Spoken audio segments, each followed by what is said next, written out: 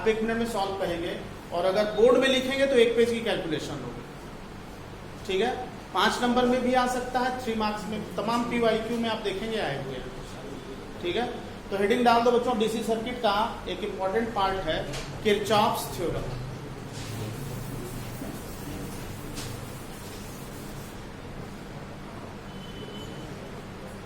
नाम तो सुना होगा तुम लोगों ने,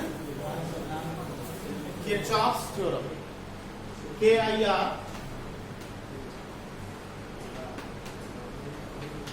HOFF, किरचॉफ्स थ्योरम।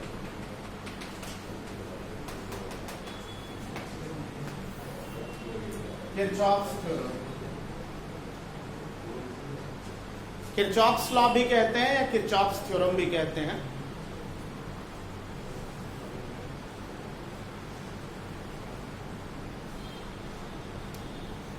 इसमें बेटा किरचॉफ्स थ्योरम में 2 लॉज हैं, first law, second law. First law को हम कहते हैं, फर्स्ट लॉ को कहते हैं किरचॉफ्स जंक्शन लॉ। लिखो बच्चों, KJL, Kirchhoff's junction law. Kirchhoff's theorem का जो फर्स्ट लॉ है उसको हम कहते हैं किरचॉफ्स जंक्शन लॉ।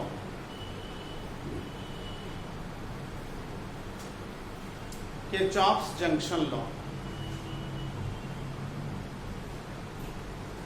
लिखो बेटा, algebraic sum of currents, algebraic sum of currents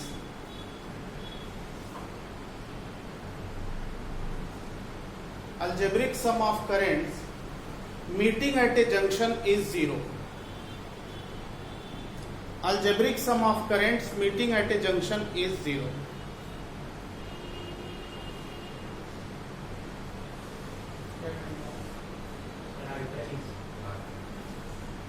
Algebraic sum of currents meeting at a junction is 0. Sigma I is equal to 0. देखो बच्चों, अगर इस जंक्शन पर इस ब्रांच में करंट I1 है, इस ब्रांच में I2 है, इस ब्रांच में I3 और इस ब्रांच में I4 है, तो इस जंक्शन पर सिग्मा I 0 होगा। ये किरचॉफ्स जंक्शन लॉ है। इस जंक्शन पर अलजेब्रिक सम ऑफ करंट्स 0 होगा, ये किरचॉफ्स जंक्शन लॉ है। और इस करंट डिस्ट्रीब्यूशन के लिए अगर अलजेब्रिक सम लेंगे तो जो जंक्शन की तरफ आने वाली करंट है उनको प्लस लेना पड़ेगा, और जो जंक्शन से जाने वाली करंट है उनको माइनस लेना पड़ेगा। यानी हमें लिखना होगा I1 plus I2 minus I3 plus I4 is equal to 0। Currents coming towards junction positive, going away from junction negative. ये किरचॉफ्स जंक्शन लॉ है। ये तीनों करंट जंक्शन की तरफ आ रही है, ऐड कर देंगे, ये वाली करंट जंक्शन से बाहर जा रही है, माइनस ले लेंगे। ये अलजेब्रिक सम है। इज दिस क्लियर बेटा? Is this clear? तो क्या मैं I1 plus I2 plus I4 को I3 के बराबर ले सकता हूं? बोलिए।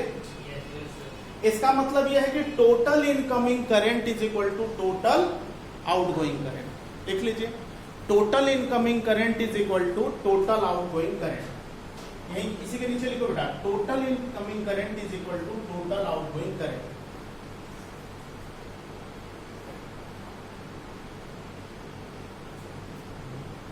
Total incoming current is equal to total outgoing current, और इसको हम कहते हैं principle of conservation of charges. ठीक है ना? This law is based on principle of conservation of charges. Kirchhoff's junction law is based on principle of conservation of charges.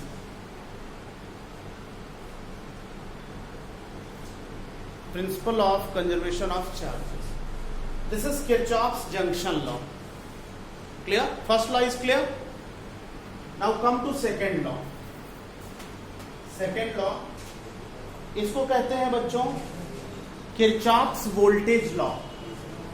Kirchhoff's voltage law, KVL, इसको कहते हैं KVL, किरचॉफ्स वोल्टेज लॉ, या bracket में loop theorem भी कहते हैं, loop law, LOOP, loop law, voltage law, Kirchhoff's voltage law, KVL।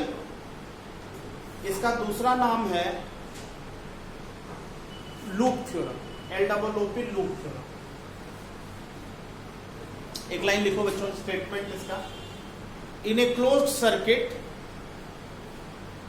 in a closed circuit, algebraic sum of potential drop and potential gain,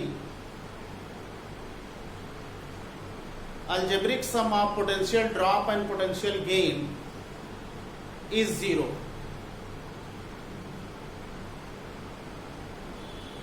In a closed circuit, algebraic sum of potential drop and potential gain is 0. मतलब sigma V is equal to 0। देखो बच्चों समझा रहा हूं, इसको ध्यान से देखिए। सपोज करिए ये एक सेल है, ये रेजिस्टेंस है, ये दूसरा रेजिस्टेंस है, ये तीसरा और ये चौथा रेजिस्टेंस है। ये रेजिस्टेंस R1 है, ये R2 है, ये R3 है, ये R4 है। ये सेल का EMF E है। सेल ने करंट I दिया, ये करंट I यहाँ आने के बाद इसमें चली गई I2 और इसमें चली गई I3। फिर ये दोनों करंट यहां मिल गई और इस ब्रांच में करंट I चली गई। Current distribution clear? Is this current distribution clear? I current I2 I3 यहां मिल गई, फिर से आई, यानी इस जंक्शन पर जंक्शन लॉ फॉलो हो रहा है, क्योंकि इनकमिंग करंट आउटगोइंग करंट के बराबर है। I is equal to I2 plus I3। इस थ्योरम के एप्लीकेशन में बोर्ड में सारे बच्चे, ज्यादातर बच्चे गलत करते हैं। रीजन की कैलकुलेशन थोड़ी लंबी है, एप्लीकेशन बहुत ध्यान से करना होता है। जो ज्यादा नंबर ऑफ क्वेश्चन की प्रैक्टिस करेगा उसी का 3 या 5 मार्क्स का थ्योरम एकदम का क्वेश्चन किरचॉफ थ्योरम का सही होगा। अगर प्रैक्टिस नहीं करेंगे तो गलत करके आएंगे, प्लस माइनस की गड़बड़ी होती है। देखो बच्चों, इस जंक्शन पे इनकमिंग करंट आउटगोइंग करंट के बराबर है। इस जंक्शन पे जब आए तो incoming current I1 plus I2 plus I3 outgoing current के बराबर है। जंक्शन लॉ फॉलो हो रहा है जंक्शन पे। अब देखो बच्चों, अगर मैं नाम दे दूं A B C D E F, नाम दे दिया, तो मैं loop A B C D E F A इस लूप की बात करता हूं। मैं A से B गया, B से C गया, C से D से E होता हुआ फिर F पे गया और फिर A पे आ गया।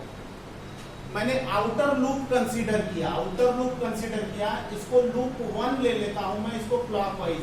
क्वेश्चन में एरो से ऐसे आप दिखाएंगे, यहां पे आप एरो से ऐसे दिखाएंगे सॉल्व करते समय। मैंने आउटर लूप लिया, आउटर लूप को मैंने लूप 1 माना और लूप को मैंने क्लॉकवाइज लिया, यानी मैं A से शुरू करते हुए B पे गया, B से C पे, C से D से E से F पे और F से फिर A पे आ गया। सर्किट क्लोज कर दिया और इस थ्योरम को अप्लाई कर दिया। कैसे अप्लाई किया, ध्यान से देखो बच्चों। दिमाग में एक चीज क्लियरली समझ लो। देखो, ड्रॉप और गेन का कॉन्सेप्ट अगर लेकर के चलेंगे, ड्रॉप एंड गेन का कॉन्सेप्ट लेके चलेंगे और उतना सोच के करेंगे तो आप प्लस माइनस के चक्कर में उलझ करके रह जाएंगे। एक जनरल सा कॉन्सेप्ट दिमाग में बिठा लो। अगर आप क्लॉकवाइज जा रहे हो, आप यहां से चलना शुरू कर रहे हो, ऐसे जा रहे हो, करंट अगर आपके पाथ के अलॉन्ग है, जिधर आप जा रहे हो करंट भी उसी डायरेक्शन में है, तो जितने भी प्रोडक्ट मिले नेगेटिव लेना। आप क्लॉकवाइज जा रहे हो, यहां से आप यहां गए बेटा, तो पहला प्रोडक्ट नेगेटिव। फिर आप यहां से ऐसे होते हुए यहां गए तो दूसरा प्रोडक्ट नेगेटिव। फिर आप यहां से ऐसे फिर ऐसे गए तो आपका पाथ और करंट सेम डायरेक्शन में, तीसरा प्रोडक्ट नेगेटिव।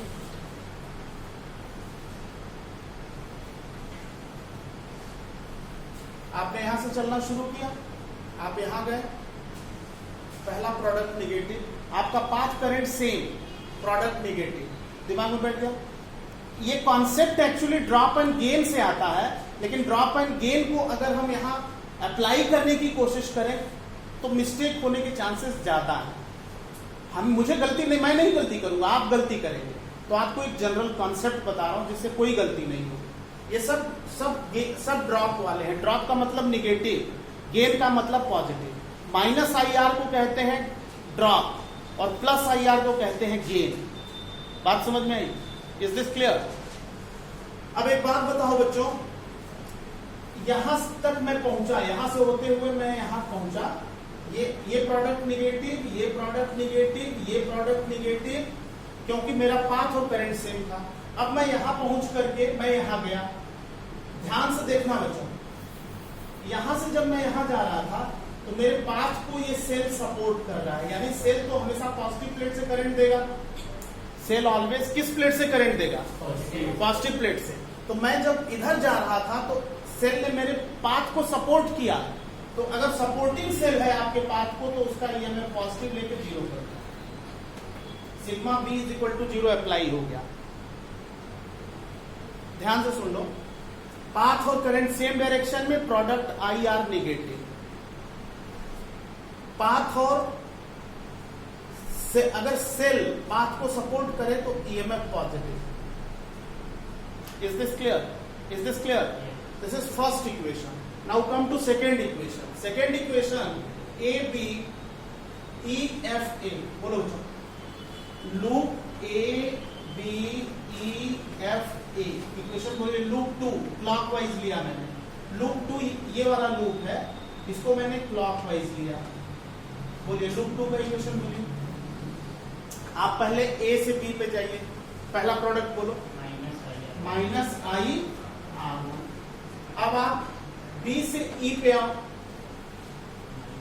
इस वाले पाथ में करंट मैंने क्या मान रखी है? I3 मानी हुई है। तो क्या प्रोडक्ट होगा? -I3R3। कोई दिक्कत? Is this clear? अब आप यहां से E से F पे गए, बोलिए क्या लिखे? -IR। और लास्ट वाला क्या लिखे? +C बराबर। दूसरा इक्वेशन बन गया। पहले इतना नोट करिए फिर आगे बताऊंगा।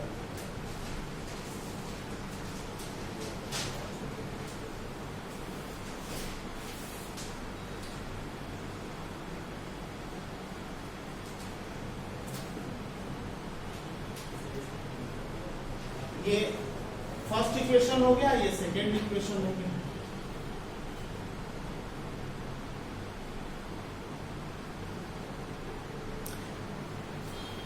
देखिए हर बुक में अलग अलग तरह से दिया हुआ है। एनसीईआरटी में जो मैं लेके चल रहा हूं एनसीईआरटी में दिया हुआ है, लेकिन एनसीईआरटी में ड्रॉप एंड गेन के कॉन्सेप्ट से चला हुआ है, उसी को मैंने सिंप्लीफाई कर दिया। दिमाग में एक स्टेटमेंट आपके आ गया, उसी की वजह से ये बहुत इजी हो गया। डन बेटा? नोटेड? नोट कर लिया? अब एक बात बताओ बच्चों, अगर मैं BCDEB लूप का इक्वेशन आपसे पूछूं तो आप क्या बनाओगे? बनाइए, सब लोग बनाइए। BCDEB loop 3 clockwise. मैं यहां लिख देता हूं, ये तो नोट करिए आप। मैंने तीसरा जो लूप लिया बच्चों, लूप BCDEB, इसको लूप 3 लिया और क्लॉकवाइज ही लिया। क्या इक्वेशन बना बताइए? B से शुरू करिए, B से D पे जाइए। क्या प्रोडक्ट हुआ? -I2R2। कोई दिक्कत? कोई दिक्कत नहीं है। अब आ जाओ E से F पे, E से B पे जाओ। लूप को क्लोज करना है। यहां से चलेंगे, यहीं पे फिर पहुंचेंगे, तभी के चौफला लगेगा। जहां से चले वहीं पहुंचना है। E तक गए, E से B पे जा रहे हैं। प्रोडक्ट बोलो I3R3 माइनस की प्लस? इसलिए कि जब मैं E से B पे जा रहा था तो करंट मेरे पाथ को अपोज कर रही थी। अगर करंट पाथ को सपोर्ट करेगी तो प्रोडक्ट नेगेटिव, अगर करंट मेरे पाथ को अपोज करेगी तो प्रोडक्ट पॉजिटिव। I3R3 = 0। क्यों? यहां पे ईएमएफ क्यों नहीं लिया? इस वाले इक्वेशन में ईएमएफ क्यों नहीं लिया? क्योंकि इस लूप में कोई सेल नहीं लगा है। ये थर्ड इक्वेशन हो गया। इन्हीं थर्ड 3 इक्वेशन से जनरली जो बोर्ड में क्वेश्चन आए हैं 3 इक्वेशन बनता है, उनको सॉल्व करके I1, I2, I3 की वैल्यू निकाली जाती है और एक पेज की पूरी कैलकुलेशन हो जाती है। बात समझ में आ गई बच्चों? Is this clear? तो इसको आप तैयार कर लीजिएगा, इस पे क्वेश्चन जो है कल करते हैं, ठीक है? ठीक है।